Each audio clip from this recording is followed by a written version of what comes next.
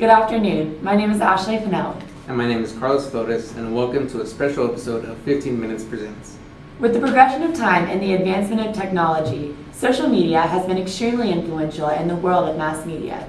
Today we're going to explore those effects and how it has changed the way that journalists are reporting breaking news. Newspapers are having to adjust rather than create change, they're adapting to change. Okay? So in that sense, newspapers which have looked at social media positively and tapped into that technology are doing well. Those who are not adapting to social media are not faring well. I think journalists need to realize that, just like a typewriter changed the craft, okay? Hot lead printing press changed the craft. Social media are changing the craft. Yes, sir. The Associated Press is considered one of the largest and most trusted sources of independent news gathering, supplying a steady stream of news to its members, international subscribers, and commercial customers. It is a not-for-profit news cooperative owned by its American newspaper and broadcast members. They pride themselves on maintaining its single-minded focus on news gathering and its commitment to the highest standards of objective and accurate journalism. The Associated Press began in 1846 with 5 New York City newspapers. The companies joined together to fund a Pony Express route through Alabama in order to bring news of the Mexican War to the north more quickly than the U.S. Post Office could deliver it. Often called the Marine Corps of journalism, always first in and last out, AP reports history in urgent installments, always on deadline. AP staff, located in more than 300 locations in more than 100 countries, delivers breaking news that is seen or read by half of the world's population on any given day. One reason for AP's longevity has been its ability to adapt quickly to new technologies. In 2005, a digital database was created to hold all AP content, which has allowed the agency to deliver news instantly and in every format to the ever-expanding online world. Today, AP News moves in digital bits that travel nearly as quickly as the news itself unfolds to every platform available from newspaper to tablets. AP's video division is now the world's leading video news agency. The AP Style book and briefing on media law is the essential style manual for all writers, editors, students, and public relations specialists. It's a comprehensive guide to usage and accepted style with special sections on fashion, food, broadcast, business, sports, and recently included a social media guideline. The AP Style book is updated every year with new listings as well as notable revisions. There are separate chapters for photo caption style, social media, punctuation, and a briefing on media law. In the 2013 edition of the AP Style book, AP included a new section which outlined a set of guidelines related to how journalists can utilize social media to obtain information, to complete a story, and update followers on breaking news. The new guidelines offer a universal definition for social media which is used by mass media corporations across the world. It defines it as tools that allow the sharing of information and creation of communities through online and mobile networks of people. It includes, but is not limited to, social networking sites, blogs, microblogs, wikis, content sharing sites, online forums, and check-in services. According to these guidelines, Americans spend nearly 1/4 of their time on the internet utilizing social networks and blogs. It labels the uses of social media as an opportunity to track down sources, gather user-generated content, look for news tips or discussion trends to lead to a story, produce short content such as blogs, find new sources and keep up with existing ones, interact with news consumers to promote work, and a means of understanding how people react to your stories. But the reporter's main commitment and strength lies in the fact that their essential craftsmanship hasn't changed, okay? Objectivity and commitment to facts, and how aggressive, how deep they have to go in background research.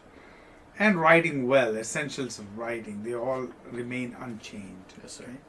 But it also depends on their ability to tap into social media and see how information is coming out, and if there is any new information they need to adjust to.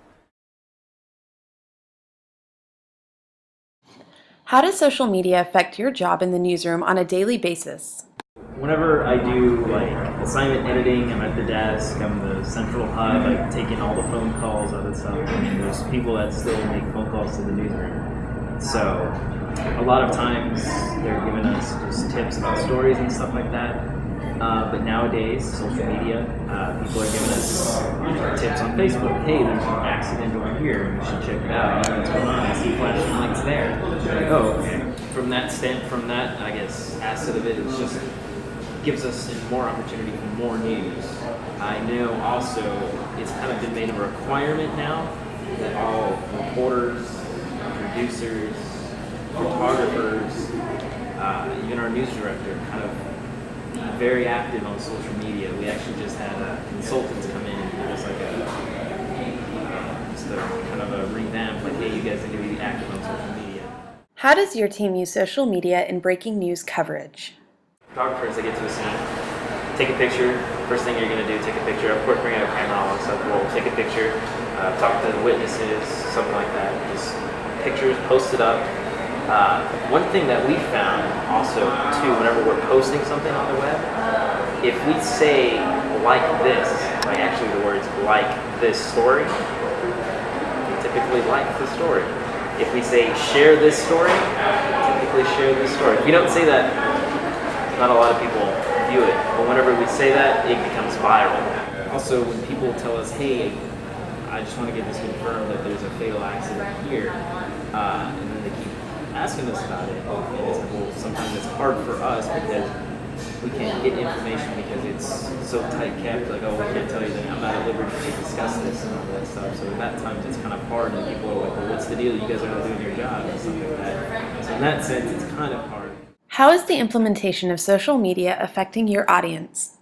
As of recently, especially on Channel 3, we've been just hard pressed, foot all the way down on the gas, just to really push the website and social media to really get the word out there, get people involved. That's another thing too. We're trying to get people more involved. Like, let's say, okay, especially with same-sex marriage, where the Supreme Court ruling, which they just started on Tuesday. Well, first, what do you think? That's the question. What do you think? Let us know. Twitter, this. Let us know on Facebook. Post it to a wall or whatever. And a lot of people have been doing that. And once they do that, like, we'll say it at 6 o'clock news, and then we'll see what they post, and then we'll put little, like, I guess, John Doe says marriage should be between a man and a woman. We'll put that up, like, on our newscast. So that's getting them involved with our newscast, adding a little bit more social media, and then also incorporating, I guess, some anchor personality with it as well. Where do you see social media and technology taking the news? Now, a lot of like broadcast stations they have their entire newscast on their website, and then they share it on social media.